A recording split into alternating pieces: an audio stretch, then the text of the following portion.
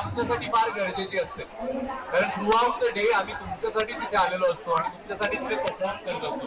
पण all in all हे आपण जरी एक डेमो जरी म्हटलं तरी तो एका प्रकारचा परफॉर्मन्स आहे जो आज रेश्मा मॅम कडून आपल्याला बघायला मिळतोय. And that free of cost. You don't have to pay anything.